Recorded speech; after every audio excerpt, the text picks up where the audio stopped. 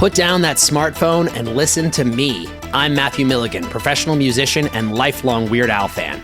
Each week, I'm joined by professional podcaster and close personal friend Matt Kelly to take a dive off the deep end into the vast career of pop culture icon Weird Al Yankovic on our show, Weird Algorithm. Along with some very special guests from the worlds of music and comedy, we tackle every song, every television appearance, and every bit of sketch comedy Al has produced in chronological order, covering the good old days of My Bologna and Eat It, the fun zone of tacky and white and nerdy, and everything in between. As we go, we're ranking the songs, albums, and music videos in the hopes of creating the ultimate guide to a career bigger than the biggest ball of twine in Minnesota. So the next time you're having one of those days, stuck in a traffic jam, wondering why does this always happen to me, just kick off your sneakers and stick around for a while because we've got it all on Weird Algorithm, available wherever you get your podcasts. And now you know. Was that enough references? Meanwhile, in New Jersey... So, Marissa, what talking points do you want to hit on in this week's episode? Well, Jackie, let's talk about how the film addresses the patriarchy. Ooh, and representation of marginalized people. Ooh, and even philosophical ramifications of good versus evil in horror.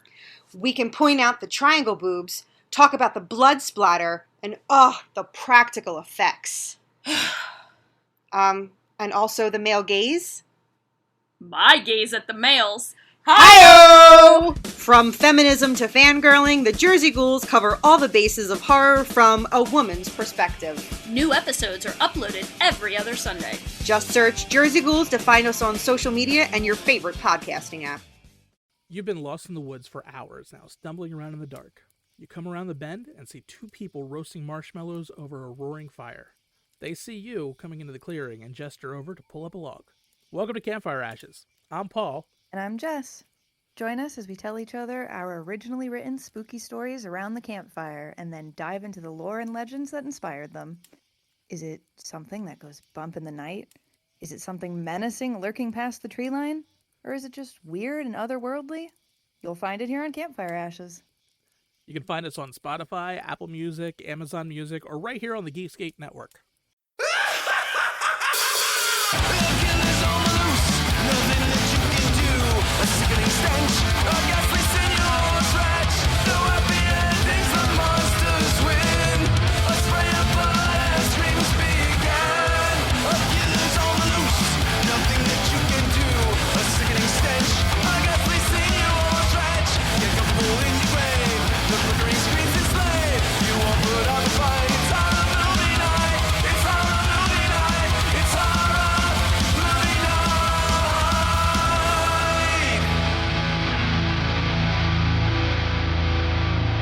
Everybody, and welcome to another episode of Horror Movie Night. This week, we're talking about Decoys from 2004?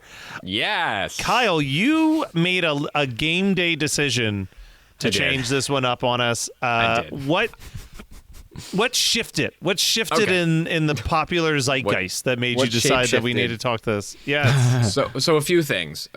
One, I picked a movie that is on the list that we will talk about. And it's going to be fun, and it's part of a franchise, and it'll be a good time. But that's not what I chose. I chose Decoys because I wanted to do something more seasonal. We have plans for February, so then by the time we get to March, we're not even going to be talking winter. So I wanted something with snow.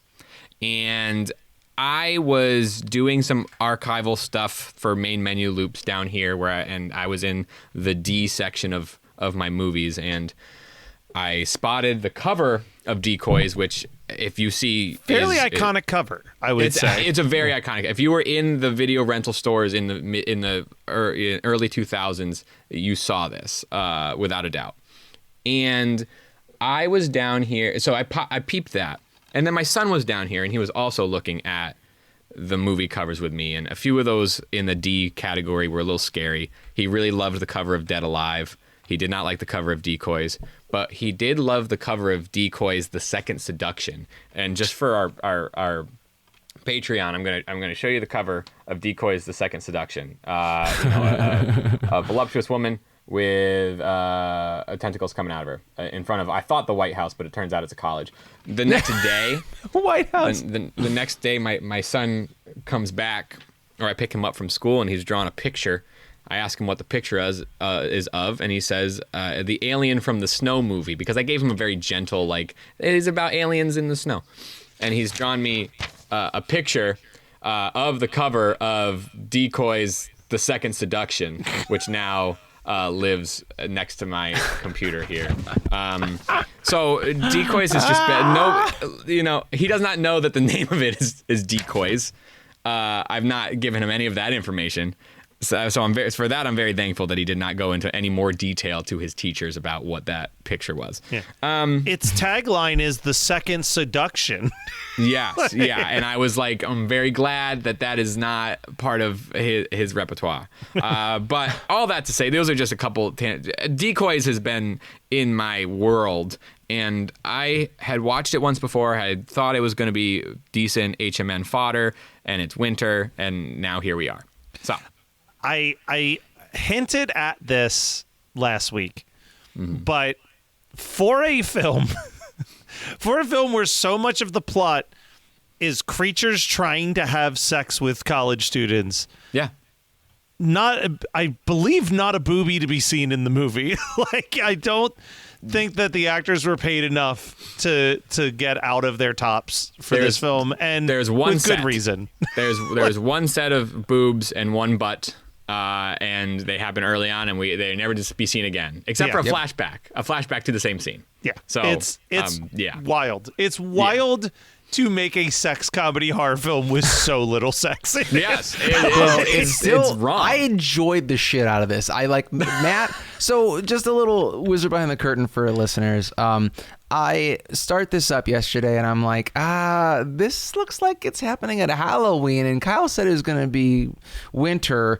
Am I watching the right movie? And so I message our Facebook group and our Facebook chat, and I say, hey, is this right? Matt's like, it better be, because I'm 90 minutes into this piece of shit. And then I literally watched. I was a little bit more aggressive than needed to be on that. Yeah, I was having a good time. It was very fucking funny. I was not going to find out I was watching the wrong movie that deep into the movie. Yeah, exactly.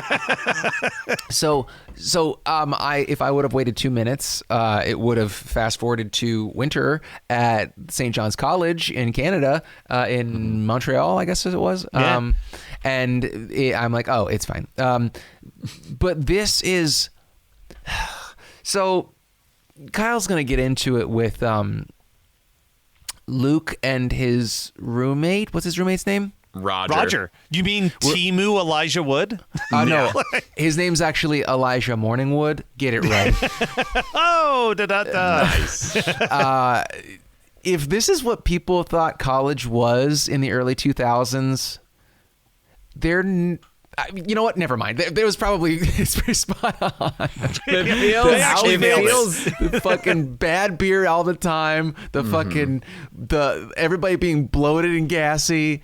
The girls being untalkable too. Whatever the unattainable, unapproachable. Again, like last week, I feel like if you're not like a millennial, you might not get joy from watching this movie. Any at all. I feel like it could. There's a very small window of opportunity that I think that it really works on. I have to tell you the most humbling, embarrassing thing that I may have ever experienced while watching a horror movie.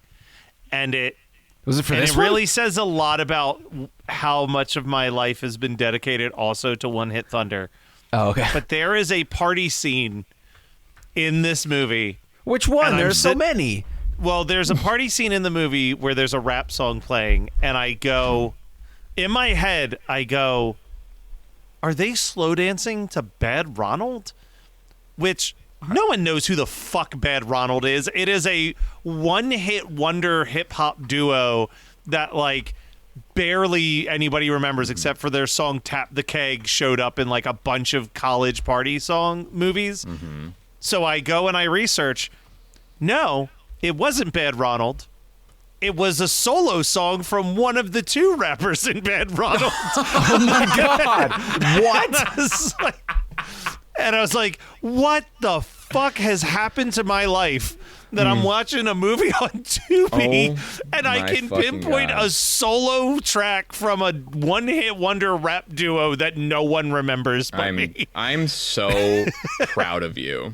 I'm so proud of you. That's insane to me. I was like, but also not totally off the rails. That makes a lot of sense.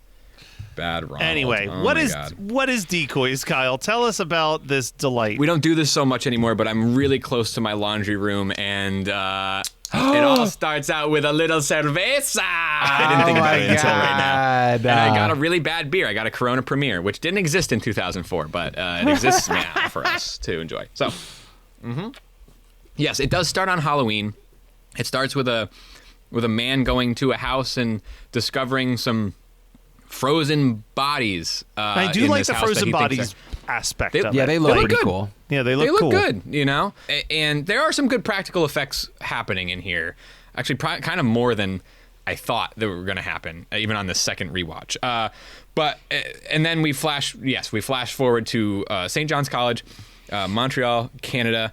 And I went to college at Syracuse University, and I do have to say that no matter how cold it is, people will be dressed in crop tops, or in shorts or skirts, and it doesn't matter. It does not matter. And this is what is happening here. They are, people are colleging around, and these two freshmen roommates, Luke and Roger, go down to the laundry room to do their laundry. Roger suggests a beer. Luke is like, I gotta lay off the sauce. He doesn't lay off the sauce, and they do their laundry while they drink beer. And while they're doing their laundry, Lily and Constance, two blonde cousin transfer students, pre-med students, end up in that laundry room, and Lily seductively introduces themselves and invite Luke to their sorority party.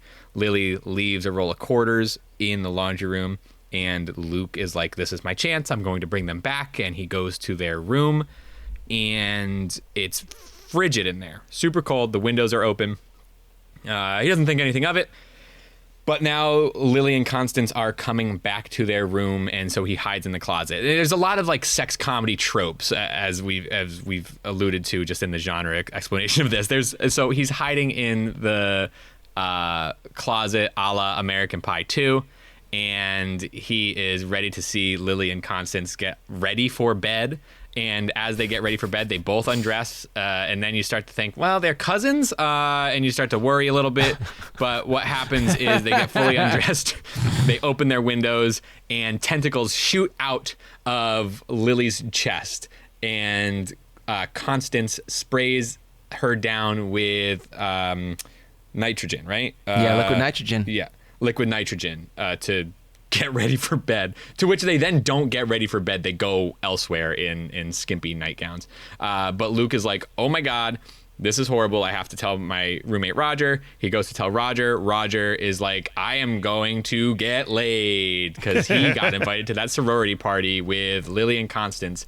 Nobody believes Luke as he tries to be like, there's something wrong with these people. And that is the crux of most of this movie, is Luke trying to get people to understand that these blonde sorority women are monsters, and not only are they monsters, but they are going to try to have sex with you and use their tentacles to freeze you from the inside out.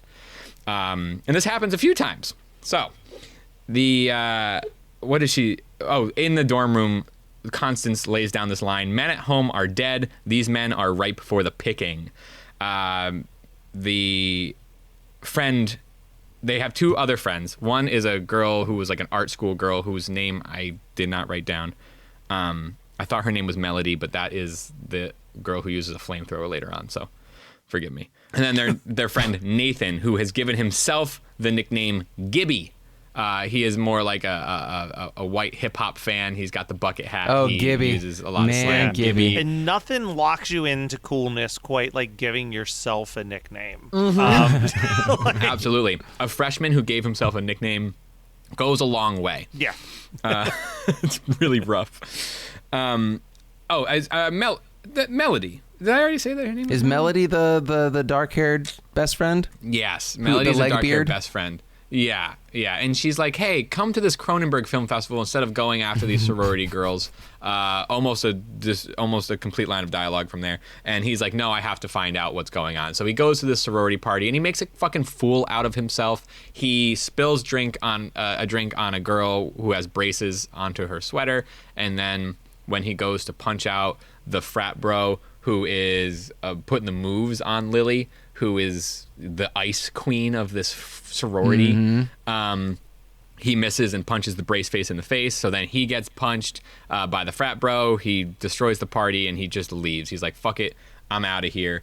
Roger gets the moves put on him by Constance, but Roger's a virgin. Even though he talks a big game, he's a virgin. So he gets trapped in the bathroom with Constance, who is trying to get it on with him, and he escapes, narrowly escapes with his life. Later on, Lily attacks that frat bro and out in the woods, and that is the crux of Luke finding himself in a darker situation where the cops think that he has killed this frozen frat bro, who we find the next morning with a heart on. He's stiff. He's frozen stiff. It's quite funny. Anyone for a game of ring toss was a great line. Yeah, there's a few good lines in here. That Detective Kirk is really weird. He keeps calling Luke a puppy dog, and keeps, like, it's really weird. Canadians are weird, dude. But yeah, that was a great line. And the frozen body looks really good. Freshman Luke completely destroyed this party. Oh, the other line that I wrote down was that Roger gets trapped in the bathroom with Constance, and on like one of those attempts at escape, she just goes, "I'm bored, let's 69," as like a last ditch effort to keep him in that bathroom, and it does not work out.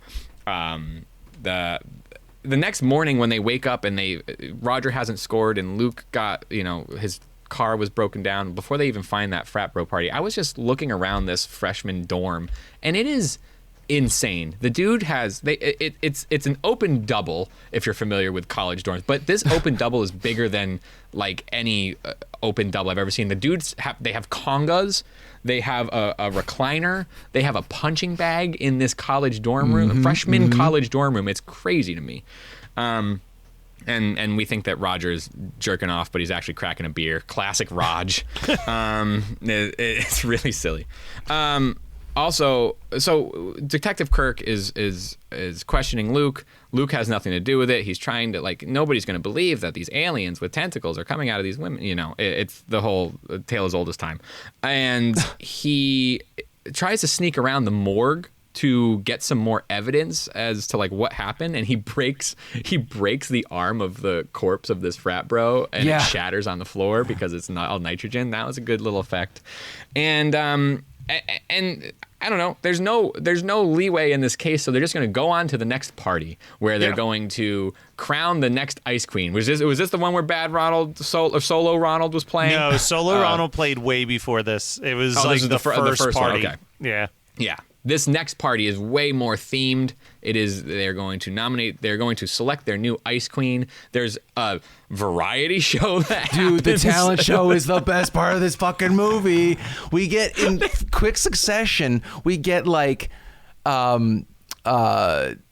didn't even write it down. I remember there's a ventriloquist like speaking. Yes.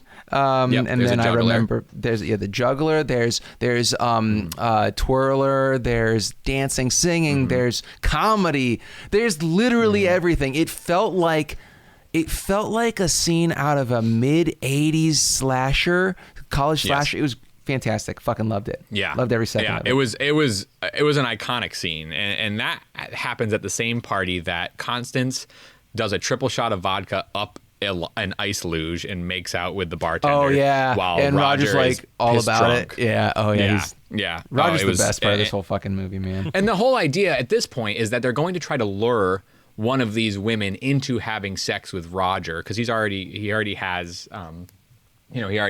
a connection. So they're going to try to Luke is going to try to get it on camera, and the art school girl Melody is like, "You're a perv," and everybody knows you're a perv, and he's like, no, I need this. And but Roger ends up getting too drunk, So then it's up to Luke to try to get with Lily in order to see if they are aliens. And he does. He gets with Lily. He gets her naked and into tentacle form, but the camera gets interrupted. And then he drops a candle and it lights her on fire. And so he has enough proof that this has happened, but nobody else does. Meanwhile, Gibby is also getting laid in a mausoleum. Mausoleum, yeah. He's like, I can't come to the phone. He's like, oh, this is such a perfect moment that I have to like change my voicemail. Yes. I can't come to the phone right now because I'm all up in the business. Now, listeners, if you think that I'm putting on an affectation, you're right, because Gibby is too. He's wearing he always has headphones on. His bucket hat, his headphones, and he's just a pudgy fucking Canadian white dude. It's quite incredible. It's really incredible. His name is he allows the girl that he's with, who has the worst bangs in the world, to call him Nathan. They're the blonde girl version of Courtney Cox in Scream 3. Yes. It's nuts. Scott, if you were to rank Gibby's fashion sense on a radical scale, would it fall under the old style of radical or more of a new radical? Listen, when you're, you know what they say. That's one of the first things my college professor said to me at orientation. When you come to the school, you get what you give. Yeah. And don't give up. And Gibby gave so little that he got frozen in this mausoleum. He does have one other line that I really like. He says, "I'm like a deer in boob lights right now." Yeah. Oh man. The really lines get more unhinged the closer we get to the finale of this movie, because Luke has two fucking bangers coming up in the next couple scenes. Luke slays. So, there's also some weird like Kmart Bare Naked Ladies song playing while Lily and Luke are getting it on. It's really rough. But at the same time, or not the same time, so she lights on fire and then escapes. So now Luke has his own evidence. Roger and Constance, you missed the part however, where when they transform when they get too hot. Yeah. Yes. They look great. So they have to stay. Yeah. Oh yeah. This all happens in the winter. They need to be cold. These creatures need to be cold. The Ice Queen whole aspect, everything needs to be cold. So they're opening up windows. They're having sex in the winter in the woods outside. It's really, you look back and you say those hacks at Stranger Things when they made the Mind Flayer subplot. Really, we're just ripping off the classic Decoys. Those fucking Duffer Brothers. Are they Canadian? They are now. They are now. But yeah, fire will turn them. Fire bad. And so when the candle falls down onto the bed and burns, Lily turns, and she kind of like cocoons and then becomes a very a creature that might get named later on in this show. So I won't offer too much detail about this show or about the creatures, but they turn into an alien life form. Now this is all this is happening. Luke is going off the deep end trying to prove this, and Roger and Constance are falling in love with each other. Roger is like, listen, Constance, Luke thinks that you're an alien and you're trying to kill us. And she's like, kinda, yeah, but I really love you, and I think if we can have enough male DNA to sustain our lifestyle on our planet from your planet, then we can really have something going here, Raj.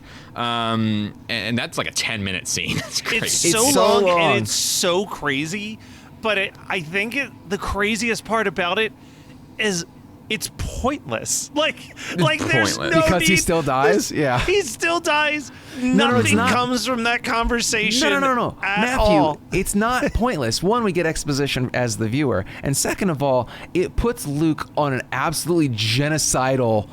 It really spree. is. It's like, we can work together, and he's like, not under my watch, bitch. Yeah, he's. Oh my god. But like, I love how Roger's like, so. Constance is like, I love you and I don't want to have sex with you because I'm worried that if we have sex, I'll freeze you to death like the other guys because we can't get the body temperature right for incubation. And he's like, it'd kind of be cool to be an alien dad. And he like agrees to it. So it is consensual. And I thought that scene was very funny. I thought that it was a really interesting turn because I was expecting it all to just go really like one note, where the women seduce the men or like the female aliens seduce human men and then just kill them because they don't care. And I really liked that scene.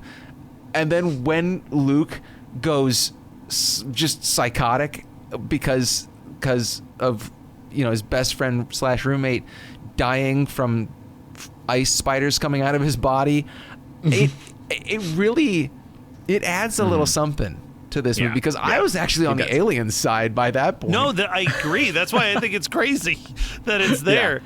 Yeah. No, you have this like, oh, maybe they can make it happen. Maybe Roger and Constance can make this thing work. Yeah, no, it doesn't work. You get ice spiders, not Mike Mendez's ice spiders. But. Real quick, because I always get curious when we're talking about these movies about the sequels. Mm-hmm. Are there four? Are there three sequels to this movie? I think it's just two. I think it's just this and the sequel.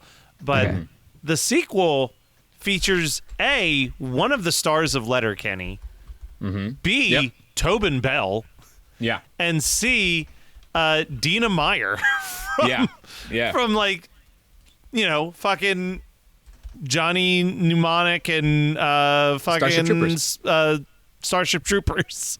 Dizzy from Starship Troopers. Diz is in it? Dina, what's her name again? Diz is in the sequel. Dina Meyer. Meyer. Yeah. Wow, dude. No fucking way. Yeah. I'm like, we're doing the sequel. I want to watch the sequel now. Hey, don't threaten me with a good time. I remember the sequel's fine. I watched it. The sequel's fine. Constance and Luke return in their roles. But how? Crazy enough. Oh, it's a continuation. All right. I don't know. There's no way that could work. It's the second seduction.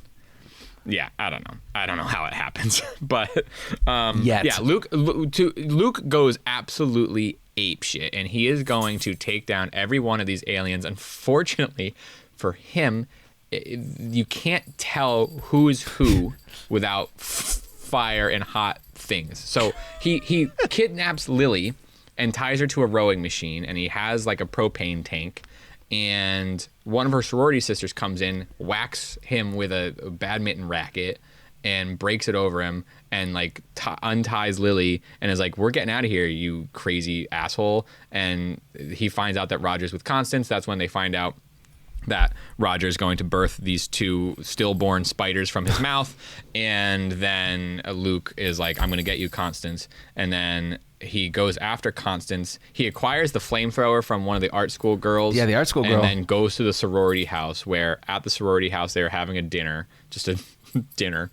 And in order to prove to everybody there, the men there, that they are all going to die, he throws a bucket of boiling water on the sorority, like one of the big... The president. Like She's a sorority president. Sisters.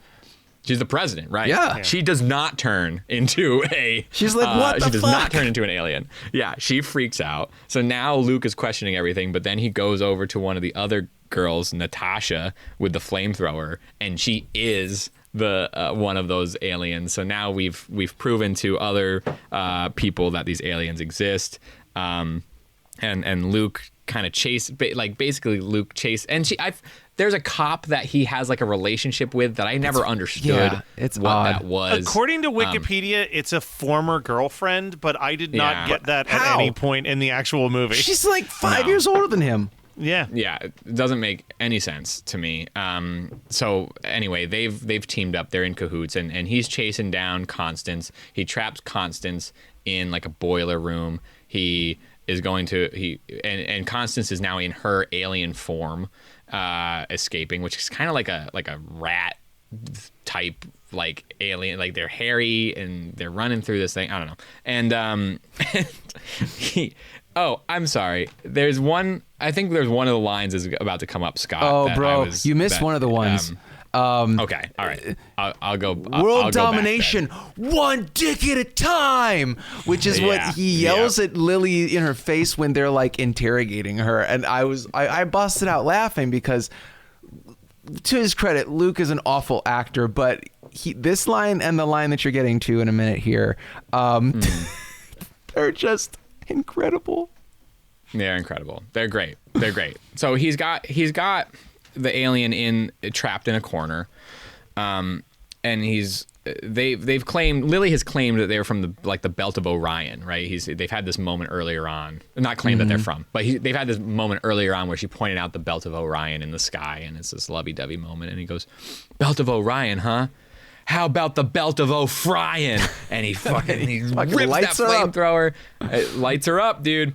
Lights her up. My and God. for that last alien, he runs out of gas on the flamethrower, and that alien almost gets him, but then that cop shoots. The cop shoots it. It dies. And now everybody believes him. Finally, they cut to these two jamokes that are babbling about aliens on the evening news to the cameras, and all is well in the world. So he and now his art school girlfriend, who they finally figured out that they really do love each other, I guess, are going to go and they're going to consummate that relationship. But come to find out, not all of these cold aliens are blonde, and she is an alien just like the rest of them. She's just more conniving, and Luke gets got by the end of this. But not enough this is a Christmas to not movie, make it by to the the way. sequel. This is a Christmas movie. This is a Christmas movie because it's to the tune of Silent Night, just before Christmas break. Yeah, I love the fact that as Luke is being incubated by Legbeard O'Clock over there, the line "Round yon virgin" is sung, and I was like, you know what? So good. And I was like, I wonder if she is. If she's like, and you get the exposition at the very end that she was the one who was the first of the decoys to be to touch down in North America, and she's the one at Halloween that was freezing people. We get a flashback there, but man, I found this movie to be incredibly charming, but again, I think a lot of this has to do with the fact that I'm a millennial. I don't know if it's not good, but I enjoyed the shit out of it. No, it's not good, but it hits a lot of notes of things that I had fun with growing up and are nostalgic for, and I think that it's not even nostalgic for. It's just like, because it's also somebody making the thing that. I don't know. The person who made it got the things that made sense and also didn't do well on other parts of it. So it's not a good movie, but I really enjoyed it. I mean, it must have done really well because it did get a sequel. On a budget of $5 million, it made $84,733. I wonder how much they spent Sign on this DVDs man up for because a I have a sequel copy of it ASAP. on DVD. I found that a DVD of that at the thrift store that I volunteer at sometimes, and I was like, oh, I'm keeping this. And I didn't use it to watch. I watched it on Tubi. It had to have been unexpectedly a phenomenon after the fact. I think the cover art alone, I think the DVD sales, I'm sure at a Walmart, this thing did gangbusters. Oh, you know what I yes. mean? Yes. It probably did fine. 2006 rental, was and it its probably did year. great. Yeah, I mean, that's what I'm saying. it is a very, very good cover. Put down that smartphone and listen to me. I'm Matthew Milligan, professional musician and lifelong Weird Al fan. Each week, I'm joined by professional podcaster and close personal friend Matt Kelly to take a dive off the deep end into the vast career of pop culture icon Weird Al Yankovic on our show, Weird Algorithm. Along with some very special guests from the worlds of music and comedy, we tackle every song, every television appearance, and every bit of sketch comedy Al has produced in chronological order, covering the good old days of My Bologna and Eat It, the fun zone of tacky and white and nerdy, and everything in between. As we go, we're ranking the songs, albums, and music videos in the hopes of creating the ultimate guide to a career bigger than the biggest ball of twine in Minnesota. So the next time you're having one of those days, stuck in a traffic jam, wondering why does this always happen to me, just kick off your sneakers and stick around for a while because we've got it all on Weird Algorithm, available wherever you get your podcasts. And now you know. Was that enough references? Meanwhile, in New Jersey... So, Marissa, what talking points do you want to hit on in this week's episode? Well, Jackie, let's talk about how the film addresses the patriarchy. Ooh, and representation of marginalized people. Ooh, and even philosophical ramifications of good versus evil in horror. We can point out the triangle boobs, talk about the blood splatter, and the practical effects. And also the male gaze. My gaze at the males. Hi-oh! From feminism to fangirling, the Jersey Ghouls cover all the bases of horror from a woman's perspective. New episodes are uploaded every other Sunday. Just search Jersey Ghouls to find us on social media and your favorite podcasting app. You've been lost in the woods for hours now, stumbling around in the dark. You come around the bend and see two people roasting marshmallows over a roaring fire. They see you coming into the clearing and gesture over to pull up a log. Welcome to Campfire Ashes. I'm Paul. And I'm Jess. Join us as we tell each other our originally written spooky stories around the campfire and then dive into the lore and legends that inspired them. Is it something that goes bump in the night? Is it something menacing lurking past the tree line? Or is it just weird and otherworldly? You'll find it here on Campfire Ashes. You can find us on Spotify, Apple Music, Amazon Music, or right here on the Geekscape Network. Remember when James Cameron nearly directed a Spider-Man movie? What about when we almost got Batman Year One with Joaquin Phoenix? Or David Goyer's Flash movie that would have starred Ryan Reynolds? Well, if you want to learn about all the unmade superhero movies, then check out Superhero Stuff You Should Know. Hosted by Ben Wan and Alex Ramsey, every month we cover nostalgic superhero movies with deep dives into unmade scripts, early drafts, deleted scenes, alternate cuts, concept art, novelizations, and tie-in novels. We also interview the people involved in making the superhero films of our childhood, with our past guests including superhero actors, directors, screenwriters, and concept artists. So remember, that's Superhero Stuff You Should Know, or Superhero SYSK on social media. Check us out on YouTube and wherever you get your podcasts. Now, Kyle, if you were having people over to watch Decoys, what else would you make them watch? Yeah, I this has probably been thought of, but it really is the right move. I'm going to do Species 2. Oh, so you get the opposite version. Good choice. Species 2, just to get something in there. Hilariously, the Wikipedia has literally just a hyperlink to the Species film series at the bottom of this page. No reason. For no reason. No connection, really, beyond the fact that it is the same basic plot. The same looking alien, yeah. I'm going to go with another Canadian low-budget, borderline boobless movie you made us watch, Sleepover Nightmare. Yeah, that would be fun. It'd be real fun I did. Together. Wait, did I make us watch that? No, actually, I don't think that Kyle wasn't with us yet. Was Benji? he? Was that listener submitted? I just happened to have the DVD from Benji. Yes, that's right. Benji conned us all into watching it. That is true. He can con me to watch Slumber Party Massacre. Sleepover Mass. What is it? Sleepover Nightmare. Sleepover Nightmare. Goddamn. Sleepover Nightmare. You know, I'm going the exact opposite of you guys. I'm going for the most boobliest boob-filled movie that we have ever discussed on this show. I'm going Life Force. Yeah. Wow. That also makes sense.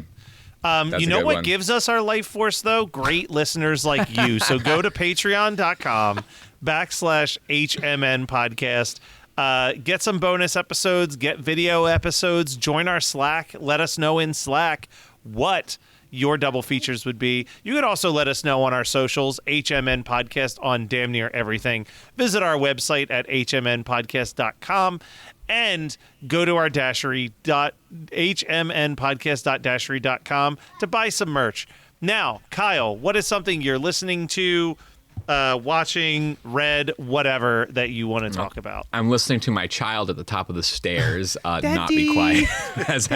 Tell him it's like 10 more minutes, Hunter. We're almost there. I watched Anaconda's Hunt for the Blood Orchid. What, you've been killer. I was curious. Snaking I was up. curious. So we did our Anaconda episode. Screen Drafts did a franchise pick of the 5 Anaconda movies prior to the remake coming out, and on Screen Drafts, they had said that Anacondas was the more horror version of was the most horror of the Anacondas movies. Okay. So I was curious. I was like, okay. While I didn't like it as much as the first Anaconda, I think the first Anaconda is just like I don't need my giant snake movies to necessarily be horror. Do you know what I mean? Like I don't need my giant animal movies I can lean into the action more, and I think I have more fun with like John Voight and Ice Cube and all that shit, right? But Anaconda's Hunt for the Blood Orchid is directed by Dwight Little, who we know from Halloween 4, and he did the Phantom of the Opera with Robert Englund. Yeah, he did. So he's just one of those guys that can just nail a sequel, and it's good. Nobody is like a standout. But it is more jungly. It is more horror-y. I think that there are some solid kills, but it just doesn't necessarily live up to Anaconda. Both the new one for me and that original one with was it from 97? Yeah, 97's the OG. Sounds right. Yep. Yeah. I think if you can find it on $1 on DVD and you don't have to set up your DVD player, you already have it set up, I say you go for it. That's the way I did it, and that's how I recommend you approach it. I'll go real quick because my thing is something Scott's already talked about on this show, but I also finally got around to watching Together now that it's available for streaming. And it was so close to making my top 10 movies of the year. What, didn't you make top 10? Yeah, well, top 10 of like all of the films. All genres, okay. And honestly, the only reason why it didn't was because I was like, man, I've already got 3 horror things on my top 10 list. I wanted it was between that or Fantastic Four First Steps making it onto the list. And I was like, I want at least one superhero movie on my top 10 because it was a good year for superhero movies for the first time in a bit. That you would pick Fantastic Four First Steps in your top 10 because I thought it was boring as shit. I wasn't even going to bring it up on the show. I know you did. You saw it in theaters. I loved it. The only thing I liked about it was the presentation and like characterization of Galactus. See, I don't know. I had a blast with it. I also watched Superman, which was great. Like, I just think it was a good year for superhero movies in general. But Thunderbolts was the surprise for me, honestly, and I already talked about that on the show. But yeah, Together, everything Scott said, it's great. You should absolutely watch it. Really gross at parts, very sweet gross. at parts. But yeah, definitely recommend. Scott, take us home.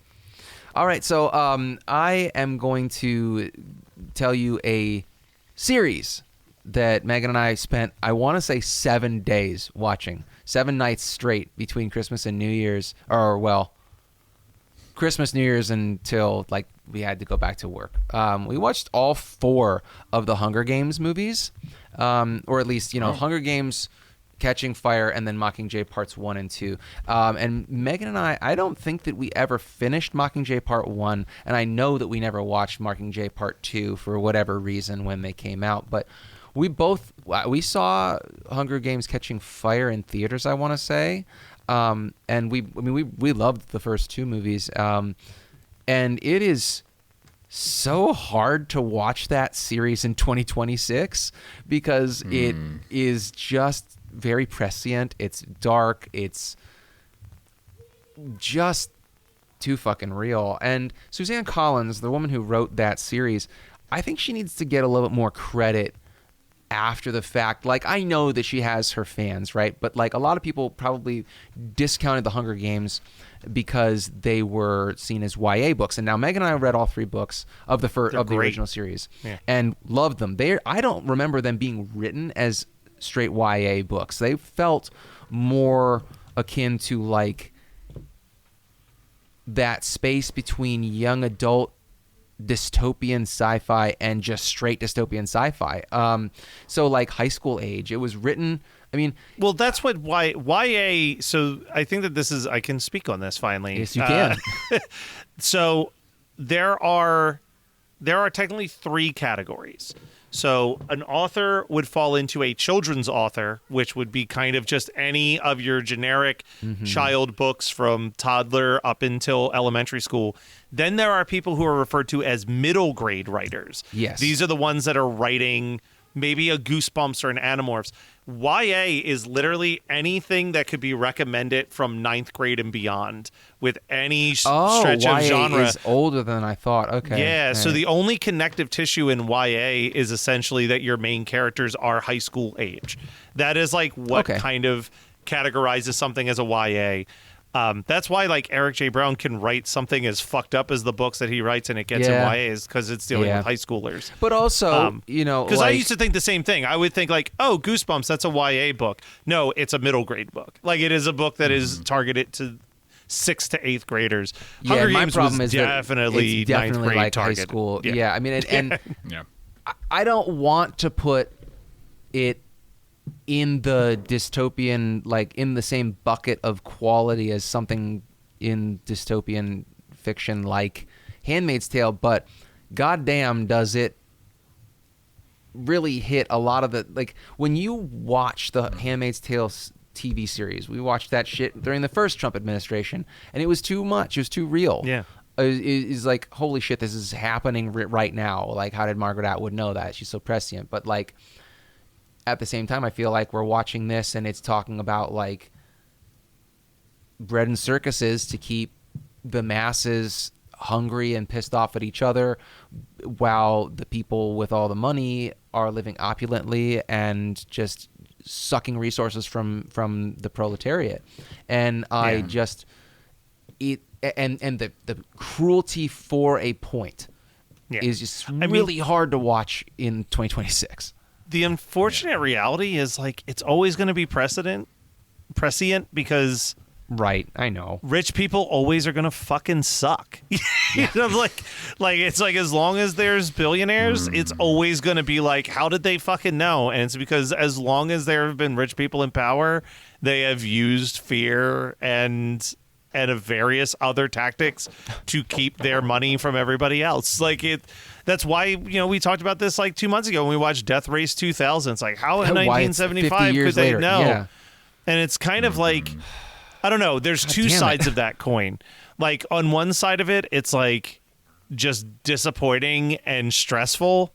Yeah. And then like the flip side is like, sometimes it's a little calming to me to just be like, all right, we've fucking been here in 75 and we fucking been here in 85 and we still persevered eventually. Like, hate that we have to keep going through this, but at least we're fucking resilient to this bullshit.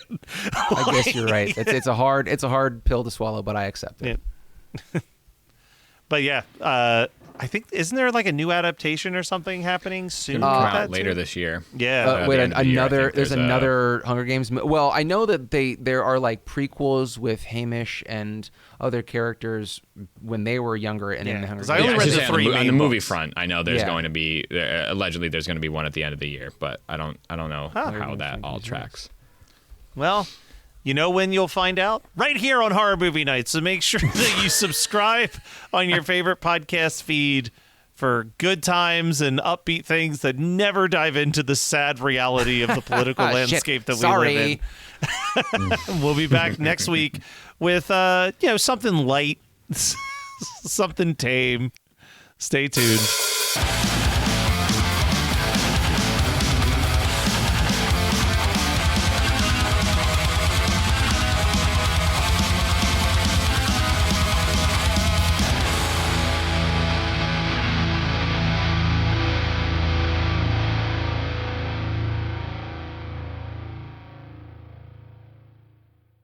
Put down that smartphone and listen to me. I'm Matthew Milligan, professional musician and lifelong Weird Al fan.